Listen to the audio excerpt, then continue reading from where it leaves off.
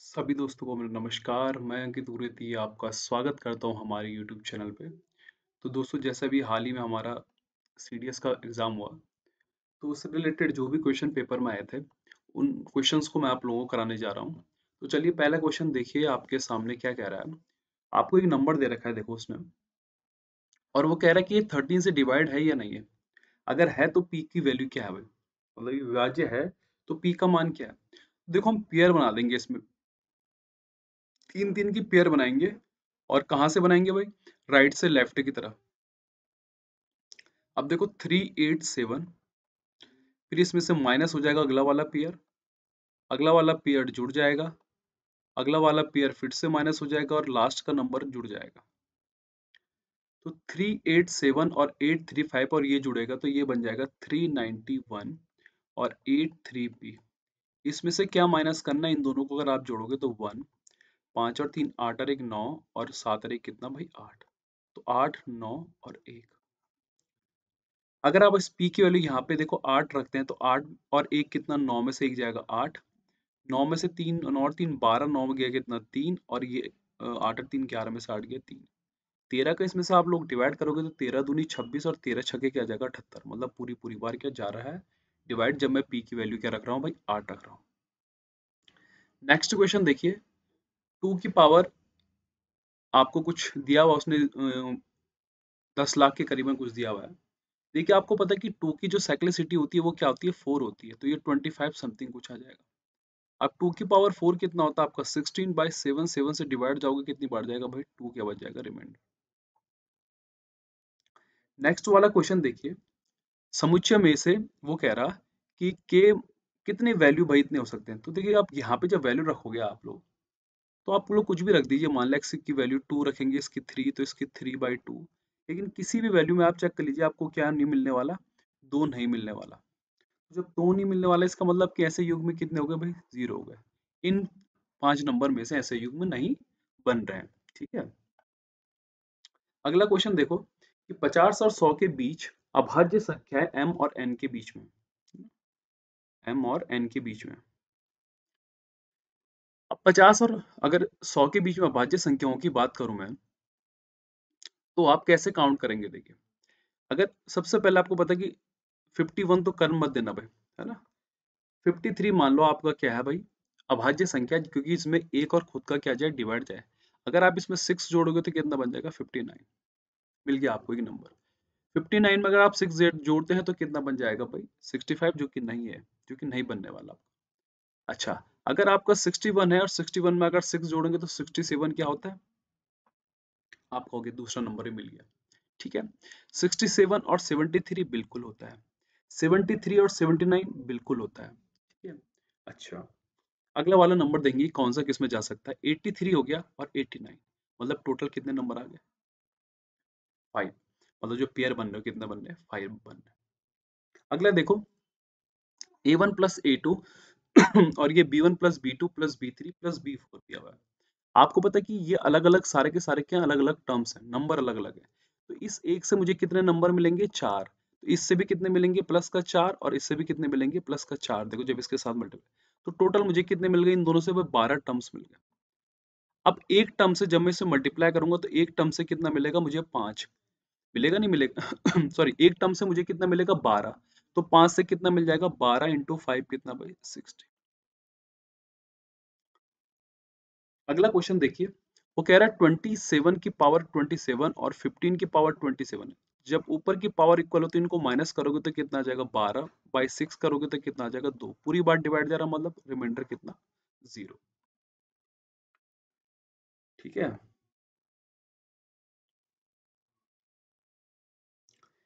अगला वाला देखिए, वो कह रहा है कि यदि a प्लस बी प्लस सी 0 है तो निम्न में से कौन सा सही है भाई? देखो यार, ए बी और सी आपको अगर दिया हुआ है, मान लो, तो सी की वैल्यू अगर आपने क्या रख दी? 0 रख दी, और 1 की वैल्यू -1 रख दी, तो ये सब में क्या होगा? वेरीफाई होगा। ए की वैल्यू 1 और बी की वैल्यू -1 रखो, देखो, और सी की 0। ये तीनों को क्या करेगा? वेरीफाई करेगा। इसका मतलब ये तीनों की तीनों क्या करते हैं भाई? सेटिस्फाई करते हैं।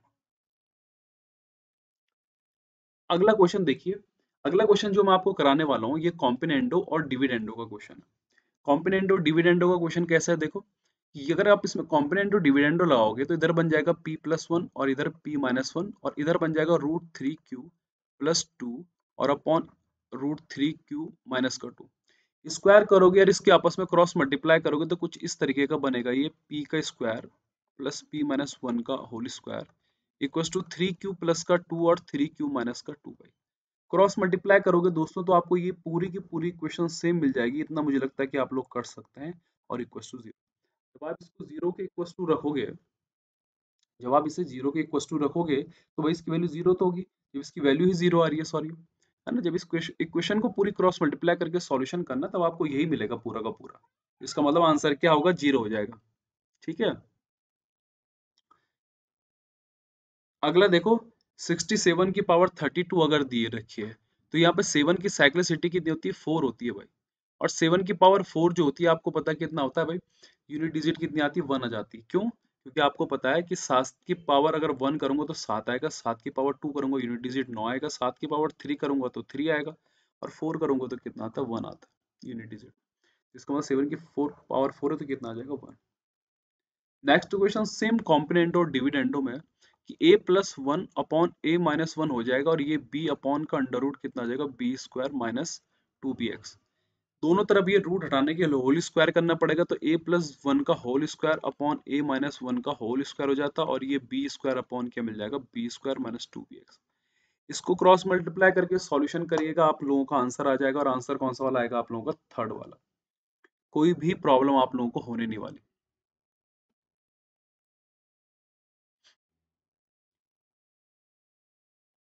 अगला वाला क्वेश्चन देखो, आपको पता होना चाहिए कि a का क्यूब और माइनस बी का क्यूब क्या होता है भाई, a माइनस बी और ब्रैकेट के अंदर a² plus b² plus ab। तो इससे तो ये कट जाएगा, यहाँ पे से इन दोनों से मुझे क्या मिल जाएगा, x-2 और x माइनस का 7, नीचे से x माइनस का 1 और x माइनस का क्या मिल जाएगा भाई, 7। इससे ये कट गया, इससे ये कट गया, इससे ये कट गया, बच क्या गया सिर्फ x माइनस का 2। कितना आ जाएगा, x माइनस का 2। अगला देखो कि इसमें क्या जोड़ा जाना चाहिए कि ताकि इतना हो जाए भाई, x की वैल्यू 5 रखो यार, तो यहाँ पे ये 1 बाई कितना आ जाएगा, 3 और इंटू कितना 1, तो ये 1/3 में क्या जोड़ें कि ये आ जाए, यहाँ पे रखोगे जरा 5 की वैल्यू तो कितना आ जाएगा, ऊपर 5 नीचे कितना कितना आ जाएगा 6, तो इसका मतलब 1/6, सॉरी 5/6। तो 5/6 माइनस 1/3 करोगे तो कितना आ जाएगा, देखो 1/2। 1/2 किस में आ रहा है, देखो पहले वाले ऑप्शन में x की वैल्यू 5 रखोगे तो 5 पंजे 25 और ये 7 पंजे कितना 35 प्लस का 12, तो 1 बाई कितना आ जाएगा 2, इसी में आ रहा भाई, आंसर क्या आ गया, यही बात। तो पेपर में कुछ क्वेश्चन इतने खतरनाक भी नहीं थे जो कि आप लोगों को दिक्कत करते, छोड़ थोड़े बहुत थे जो कि आप लोग आसानी से कर सकते थे। अगला देखिए, x अपॉन ये है, देखो x y और a और b की वैल्यू 1 1 रखो, सब जगह 1 रख दोगे तो ये भी वेरीफाई हो रहा है, ये भी वेरीफाई होगा, इसमें रखोगे तो 1 माइनस 1 कितना आ जाएगा, 0। यहाँ पे देखो अगर कोई चीज किसी एचसीएफ में कह रहा है तो इस x माइनस के इक्वल टू क्या होगा, 0, तो x बराबर कितना भाई, क्यों, क्योंकि एचसीएफ का मतलब होगा कि उसमें पूरी पूरी बार क्या जाएंगे और डिवाइड जाएगा। तो यहाँ पर रखोगे देखो के ए प्लस का b और यहाँ पे के सी प्लस का कितना भाई d, होगा कि नहीं होगा, देखो बिल्कुल होना चाहिए। अच्छा, अब देखेंगे कि यहाँ पे इधर उधर ले जाओगे तो के ए माइनस का के सी और यहाँ पे कितना बन रहा भाई ये, अच्छा ये प्लस का बी, हाँ डी माइनस का बी, तो k equals to D minus का b और a माइनस का c। ठीक है तो अगर मैं बात करूं कितना a माइनस का c, हाँ ठीक है, तो यहाँ पे आंसर क्या आ जाएगा आपका, ये वाला। कोई प्रॉब्लम नहीं होने वाली ना, आसान से सवाल है, कोई टफ क्वेश्चन नहीं है आप लोगों के लिए।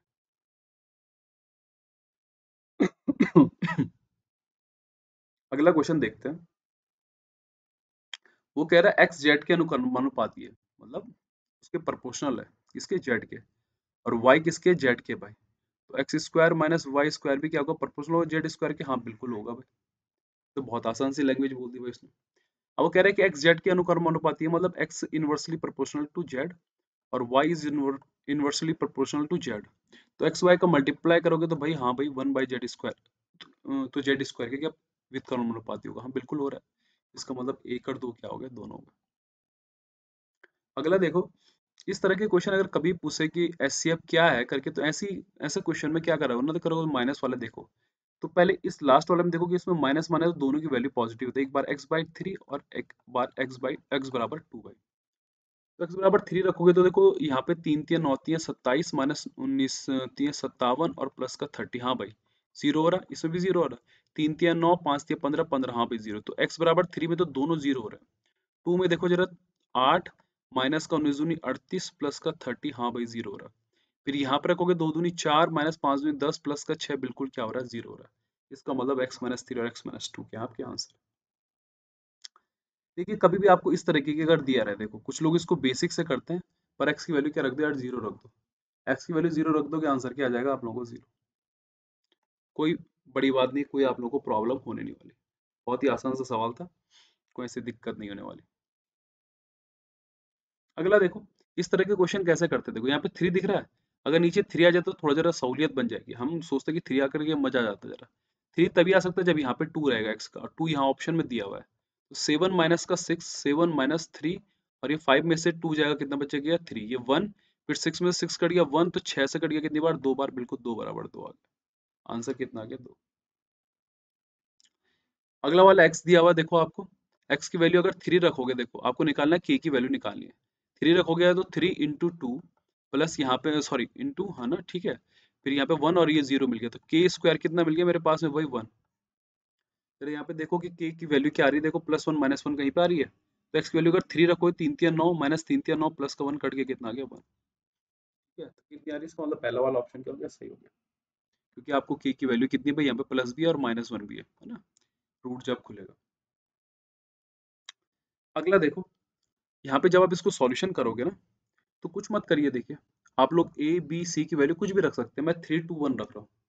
जब आप 3 2 1 रखोगे तो आपको जीरो वैल्यू मिल जाएगी। ठीक है, वैल्यू रखेंगे आप लोग, आसानी से सॉल्यूशन हो जाएगा, कोई बहुत बड़ी प्रॉब्लम नहीं होने वाली। तो इन क्वेश्चंस में आराम से वैल्यू रखो और आंसर निकालो वाला। अगला देखो, देखो देखो ऐसे क्वेश्चन ना थोड़ा दिमाग लगा के यूज करा करो। अगर यहाँ पर रियल मान कह रहा है, मतलब बी स्क्वायर माइनस 4ac बराबर क्या होगा, जीरो होगा। ये आपकी क्वाड्रेटिक इक्वेशन है, मतलब a x square plus b x plus c के टाइप का है। कैसे, देखो ध्यान से सुनना। ए यहाँ पे क्या आ गया, 6 के आ गया। बी मेरे पास में यहाँ पे क्या है, देखो 12, 12, और अंदर क्या मिल गया, देखो के माइनस का 2। ये हमारे पास में क्या है, बी आ गया। और सी कितना है भाई, 16 है। यहाँ पे जब आप वैल्यू रखोगे ना, तो बी स्क्वायर का देखो स्क्वायर अगर होगा तो यहाँ पे के स्क्वायर मिलेगा, मतलब मेरी क्वाड्रेटिक इक्वेशन मिलेगी। और क्वाड्रेटिक इक्वेशन के कितने रूट होंगे भाई, एक क्वाड्रेटिक इक्वेशन है तो भाई दो ही रूट हो सकते हैं। तो पूरा सॉल्यूशन भी आप लोग कर सकते हैं, लेकिन अगर आप लोगों को थोड़ा सा माइंड में है कि क्वाड्रेटिक इक्वेशन बन रही है तो इसका मतलब दो ही होंगे भाई। अगला देखो, x plus one upon X equal to अगर 5/2 है। देखो अगर मैं यहाँ पे भी दो रख दूँ, यहाँ पे भी दो रख दूँ, तो वेरीफाई कर रहा है कि नहीं कर रहा है। इसका मतलब 2 की पावर 4 माइनस 2 की पावर 4, आंसर क्या आ जाएगा, 255 अपॉन कितना भाई, 16। यदि समीकरण के मूल एक समान है तो जो इसके रूट्स हैं वो क्या है, समान है। आपको पता है कि रूट्स क्या होते हैं भाई, अल्फा प्लस बीटा क्या होता है भाई, यहाँ पे 2k अपॉन का क्या जाएगा, 4। और यहाँ पे अल्फा बीटा कितना आ जाएगा भाई, 3k अपॉन का 4, है ना। तो अगर मूल समान है तो के मान क्या हो सकते हैं, देखो के मान जरा पहले वाला ऑप्शन से रखना, 4 रखोगे यहाँ पे, तो 4 दूनी कितना हो जाएगा भाई, 8। तो यहाँ पे कितना आ जाएगा, 2। और यहाँ पे अगर मैं 4 तिया कितना करूँ भाई, 12। तो 12/4 कितना आ जाएगा यहाँ पे, 3 भाई। अगर 12 रखूँ तो 12 दूनी यहाँ पे कितना आ जाएगा, 6। या 12 तिया 36, तो यहाँ पे कितना आ जाएगा, 9, है ना। अब देखो, यही चीज मैं आपसे कह रहा हूँ कि 3 कब आ सकता है, देखो जब 3 एकम 3। तो वही चीज वो कह रहा है कि ऑप्शन से पुट करो यार, आंसर आराम से निकलेगा। कोई प्रॉब्लम आप लोगों को होने नहीं वाली, ठीक है। कि सारे के सारे ऑप्शन क्या है भाई, एक जैसे हैं। तो ऑप्शन जब एक जैसे होंगे तभी तो आंसर सेम आएगा भाई, 3 तिया 9, 2 तिया 6। अगला कह रहा है कि P x square minus 6x plus Q के मूलों का योगफल और गुणनफल दोनों ही क्या है, 6 है। तो योगफल क्या होता है भाई, आपको पता है कि माइनस बी अपॉन ए होता है भाई। माइनस बी अपॉन ए क्या है, बी क्या है आपका 6 है, ए कितना आपका क्यू है, और इक्वल टू इनका योगफल कितना 6 है, और गुणनफल भी कितना है भाई, 6 है। ठीक है, मतलब पी इंटू क्यू। तो क्यू की वैल्यू जब 1 रखूंगा तभी तो 6 आएगा। क्यू अगर 1 हो गया तो पी 6 होगा तभी तो 6 आएगा। इसका मतलब 6 + 1 कितना भाई, 7। तो आसानी क्वेश्चन है, कुछ इतने बहुत बड़े तोपची क्वेश्चन नहीं कि आप लोगों को हेडेक लेनी पड़ेगी। ऐसे क्वेश्चन देखो कैसे करते हैं, आपको ये दे रखा है किससे विभाज्य, विभाज्य होने का मतलब है कि अगर यहाँ पे आप 2x+1 दे रखा है तो x की वैल्यू अगर आप -1/2 रखोगे तो इसको वेरीफाई करना चाहिए, मतलब 0 आना चाहिए लास्ट में आंसर, और x इक्वल टू 1/2 रखने पे भी जब आप इन दोनों को वैल्यू को यहाँ पे रखोगे दोस्तों तो ये 0 आएगा। मैं आपको एक वैल्यू रख के दिखा देता हूँ, देखो 1/2 अगर रखूँ तो 4 × 1/8 है ना, प्लस 12 इंटू 1 बाई कितना बाई 4 और -1/2 प्लस का 3, इससे देखो ये कट गया, इससे क्या कट गया, ये कट गया 0, ऐसे ही -1/3 भी क्या आ जाएगा, 0 आ जाएगा। तो इसका मतलब दोनों की दोनों वैल्यू क्या है भाई, सही है। अगला कह रहा हूँ निम्नलिखित सभी भिन्नों के अंश और हर दोनों में 3 जोड़ा जाए तो भिन्न क्या होगी। सबसे पहले देखो ये 0.666 हो गई, इसको करोगे 0.75 हो गया, ये 0.800 हो गया, और यहाँ पे ये 0 पॉइंट कितना भाई 80 आ गया, 8×7=56। हाँ ठीक है भाई, नहीं सॉरी 3 आ गया, ठीक है ना, 6×8 = 48 और 6×3 = 18। अब इसमें 3 जोड़ोगे तो 5/6 होगा, तो 5/6 कितना भाई 0.803, इसमें जोड़ोगे तो ये 6 बटे कितना आ जाएगा 7, मतलब 0 पॉइंट कितना भाई 7×8 = 56 है ना, और 7 0.5 समथिंग कुछ, यहाँ पे करोगे तो 7/8 आ जाएगा, मतलब 0.8864 है ना, और ये 8×7 कितना भाई आ गया, जब इसको करोगे तो ये 8 बटे कितना आ जाएगा 9 आ जाएगा, तो 9×8 = 72 है ना, और 0.0 और 8 भाई, तो इनके बीच गैप कितना 5 का है, इसका मतलब आंसर क्या है, यही है, न्यूनतम परिवर्तन कह रहा हूँ। देखो ऐसे क्वेश्चन को क्रॉस एलिगेशन से करा करो, क्योंकि क्रॉस एलिगेशन से क्वेश्चन आपके ज्यादा इजी बन जाएंगे। कैसे, कक्षा में लड़कों और लड़कियों का औसत क्या है भाई, पी है, तो टोटल कितना है पी है, ये 3 हो गया और ये 1 हो गया, और लड़कों का औसत क्या है p+1 है, तो यहाँ पे मुझे निकालना कितना होगा। आपको पता है कि जो एवरेज होता है वो बड़े नंबर से क्या होता है छोटा, और छोटे नंबर से क्या होता है बड़ा, तो ये तो बड़ा नंबर है, जब इसमें से इसको घटाओगे तो 1 आ रहा है कि नहीं आ रहा है। अब यहाँ पे क्या लूंगी 3 आए, एक ऑप्शन आपको साफ साफ दिख रहा है p-3, तो जब इस बड़े में से ये घटेगा तो आपको पता +3 आ जाएगा, इसका मतलब आंसर क्या है भाई p-3।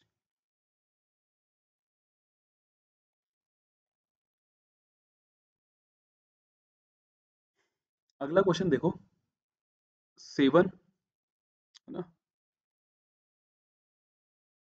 अगला क्वेश्चन देखते हैं। देखो 7:9:12 दिया हुआ है, और ये क्या है भाई इनकम है, तो इसको एक्स एक्स वेरिएबल मान लो भाई, और एक्सपेंडिचर के क्या मान लो भाई 8y 9y और भाई क्या 15y, इसको क्या मान लो एक्सपेंडिचर मान लो।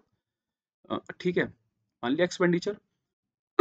अब देखो कि वो कह रहा है कि इसकी बचत क्या होगी भाई 7x माइनस का 8y तो होगी, और ये 1/4 किसकी है भाई, उसकी आई कितनी है 7x की, करोगे तो ये 28x minus 32y equals to कितना 7x, तो 21x इक्वस टू कितना आ जाएगा मेरे पास में 32y, तो x अपॉन वाई कितना आ जाएगा 32/21।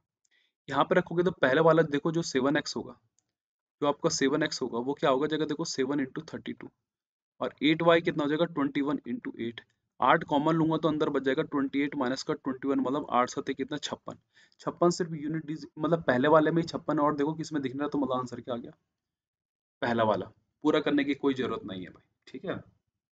अगला देखो, एक लंबी रेलगाड़ी 100 मीटर लंबे को कर रही है, मतलब 300 बटे कितना 10 कर दोगे कितना आ जाएगा 30 भाई, इजी है। यहाँ पे नीचे देखो मैक्सिमम वैल्यू कितनी है, यहाँ पे 100 है, क्योंकि आपको पता होना चाहिए कि कुछ इस फॉर्मेट का है ये, तो लास्ट में रहा होगा भाई कितना भाई 1/99, और माइनस का कितना भाई माइनस 100 भाई, ठीक है, ये प्लस का रहा होगा, तो इसका मतलब यहाँ 100 आया होगा, तो क्योंकि यहाँ n99 रहा होगा तभी तो 100 आएगा, इसका मतलब क्या आ जाएगा 199 n की वैल्यू, ठीक है। तो इजी क्वेश्चन पूछे हुए हैं उसने यार, क्या आप लोग थोड़ा स्कोर कर सकें। देखो 3 डिस्काउंट पड़ रहे 20%, 10% और 5% का, तो 100 है, 20% का डिस्काउंट पड़ा 80, फिर 10 पड़ा है तो कितना भाई 8, मतलब पड़ गया मतलब कितना 72, 72 का 5% मतलब 3.6, 3.6 मतलब 68.4, इसमें से माइनस करोगे 31.6। पेपर बहुत आसान था, कोई टफ नहीं था भाई। साधारण ब्याज की एक निश्चित दर पर 5 वर्षों के लिए निवेश किया गया, यदि इसे 5% की उच्च दर पर निवेश किया जाता, मतलब 5% 5 साल के लिए बढ़ा तो 500 रुपये ज्यादा, मतलब 25% पे कितना 500, प्रिंसिपल 100% होता तो यहाँ भी 4 का यहाँ भी 4 का, मतलब कितना आ गया भाई हमारा 2000 आ गया, ठीक है। अगला देखो 12% 2 वर्ष के लिए चक्रवृद्धि ब्याज और साधारण ब्याज का अंतर ये है। आपको पता होना चाहिए कि जो अंतर होता है भाई वो क्या होता है, ए बी अपॉन 100। तो 12 बारंगे कितना हो जाएगा भाई, 144 बाई कितना भाई 100 इक्वल टू कितना 72। 72 से कटेगा ये 2 बार, 2 से कितनी बार 50 बार, 5 से समथिंग क्या आ रहा है भाई यहाँ पे 50,000 यही आएगा।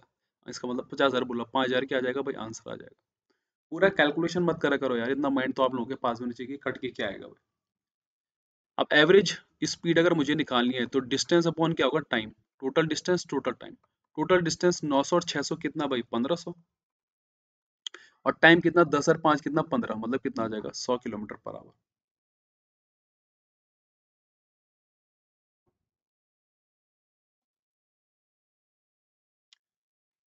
अगला देखो, एक व्यक्ति यदि अपनी सामने 4 से 4/5 चाल से चलता है तो उसे अपने कार्यालय 12 मिनट देरी से पहुंचता है।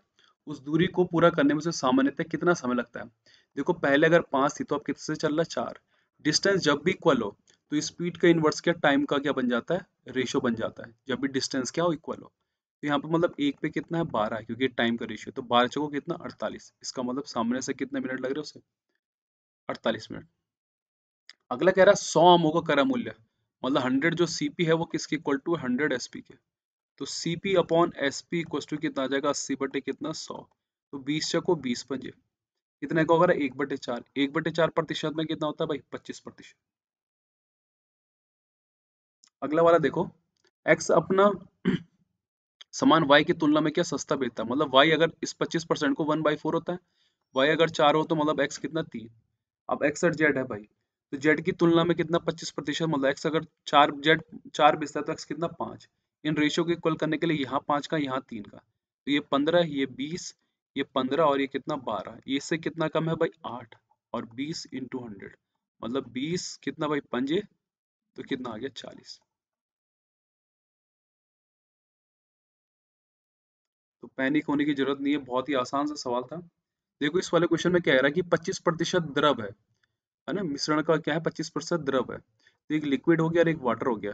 तो यहाँ पे 25, इसका मतलब अगर टोटल कितना हो गया भाई 25% 1/4 हुआ, तो 1 अगर लिक्विड होगा तो वाटर कितना होगा भाई 3, क्योंकि टोटल कितना है 4 है ना। ये 4 कितना दे रखा है मुझे, 80 दे रखा है। इसका बाद में यूज देखते हैं। अब मैंने कुछ पानी मिलाया तो मिश्रण कितना हो गया भाई 1/5, मतलब एक है और उसमें वाटर कितना है भाई 4 है, मतलब कितना हो गया 5। तो एक बार बताओ 4 में पहले कितना था, 1/20 होगा। आपको पता है कि लिक्विड का रेशियो इक्वल होना चाहिए, क्योंकि मैं मिला क्या रहा हूँ, पानी मिला रहा हूँ और पहले से इक्वल हो जा रहा है, मुझे करने की जरूरत नहीं पड़ रही है।